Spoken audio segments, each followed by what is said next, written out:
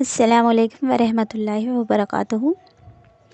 میں معذرت چاہتی ہوں آپ لوگوں سے، نہ ہی میں اس دن کی پوسٹ پہ کمنٹ کا آپ لوگوں کو رپلائی دے پائی، نہ ہی اس کے بعد آگے سیکنڈ پارٹ یا 2 پارٹ ویڈیو بنا پائی۔ دراصل ہماری طبیعت اس وقت پہ بہت خراب چل رہی تھی، وہی فیور بھی تھا، نزلہ زکام بھی تھا، اس وجہ سے میں ویڈیو بنا نہیں پائی۔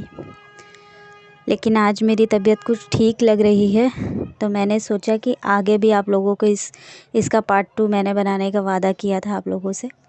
تو آئیے شروع کرتے ہیں۔ جیسے اس دن میں نے بتایا تھا کہ امام مہدی اس وقت آئیں گے جب ہر طرح کا فساد، فتنہ، گناہ دنیا میں پھیل چکا ہوگا، ہر طرف برائی، کرپشن، دھوکہ دھڑی، شر، ظلم، زیادتی، ناانصافی پھیلی ہوئی ہوگی۔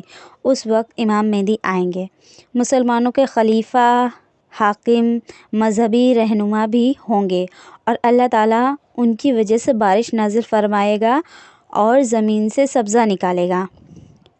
اور بات کرتے ہیں امام مہدی 7 یا 8 سال تک حکمرانی کریں گے۔ دنیا میں جتنی بھی برائی پھیل چکی ہے اس کو وہ ختم کر دیں گے۔ صحیح آدمی کو مال بھی دیا جائے گا، یعنی برابری سے مال تقسیم کیا جائے گا، اور جانور زیادہ ہوں گے۔ امت بہت بڑی ہوگی اور ہر طرف سے مال و دولت کی فراوانی ہوگی، اور امام مہدی علیہ السلام زمین کو عدل و انصاف سے بھر دیں گے اور ہر طرف خیر ہی خیر ہوگی، اور یہ دور مسلمانوں کا سب سے بہترین دور ہوگا۔ دیکھیے، ایک سوال یہ بھی اٹھایا جاتا ہے کہ امام مہدی کے آنے کا ذکر صحیح ہے بھی یا نہیں۔ تو دیکھیے، امام مہدی علیہ السلام کے ظہور پر صحیح حدیث بھی موجود ہے، جس میں باقاعدہ یہ لکھا ہوا ہے کہ امام مہدی آئیں گے۔ امام مہدی کا آنا اتنا طے ہے کہ اگر مان لیجیے قیامت میں ایک دن بھی بچے گا تو اللہ تعالیٰ اس دن کو اتنا لمبا کر دیں گے، امام مہدی کو پھر اس میں لایا جائے گا۔ یعنی امام مہدی آئیں گے اور لازمی آئیں گے، بنا کسی شک یا شبہ کے۔ اب بہت سے لوگ یہ سوال کرتے ہیں اور کنفیوز رہتے ہیں کہ امام مہدی کیسے دکھتے ہوں گے۔ تو رسول اللہ صلی اللہ تعالیٰ علیہ وآلہ وسلم نے فرمایا کہ امام مہدی کی پیشانی چوڑی ہوگی، یعنی پیشانی کے آگے کے بال جھڑے ہوئے ہوں گے۔ مطلب اس کا یہ نہیں ہے کہ وہ گنجے ہوں گے، بلکہ پیشانی کے پیچھے کی طرف سے بال ہوں گے۔ ان کی ناک لمبی ہوگی، یعنی کہ پتلی، لمبی اور درمیان سے اونچی ان کی ناک ہوگی۔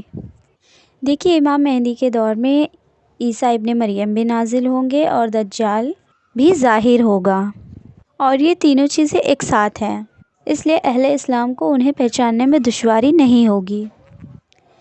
دیکھیے، امام مہدی کے آنے سے پہلے بہت سے لوگ دعویٰ کریں گے کہ وہ امام مہدی ہیں، تاکہ اللہ کے بندوں کو دھوکہ دیا جا سکے۔ بہت سارے غافل لوگ بھی ان کے ساتھ شامل ہو جائیں گے۔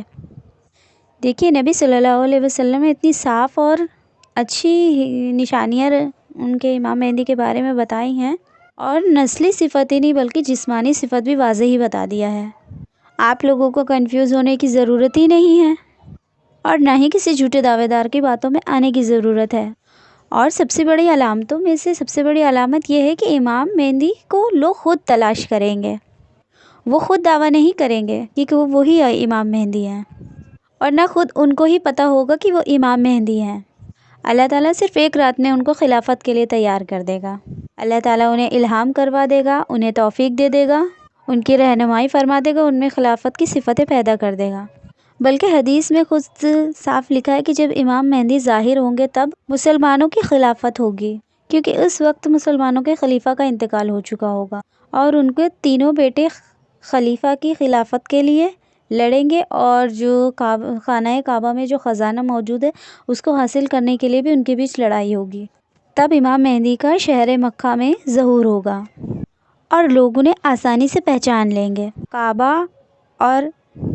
تب کعبہ اور مقام ابراہیمی کے بیچ سبھی لوگ امام مہدی کے ہاتھ پر بیعت کریں گے، اور جب امام مہدی تب ظاہر ہو جائیں گے تب حق کو بلند کرنے کے لیے ایک بڑی ہی جنگ ہوگی۔ آج کل کے دور میں مسلمانوں کی خلافت ہے ہی نہیں، تو آج کل جو بھی یہ دعویٰ کرتا ہے کہ وہ امام مہدی ہے، اب آپ ہی سوچئے کتنا بڑا جھوٹ ہے یہ۔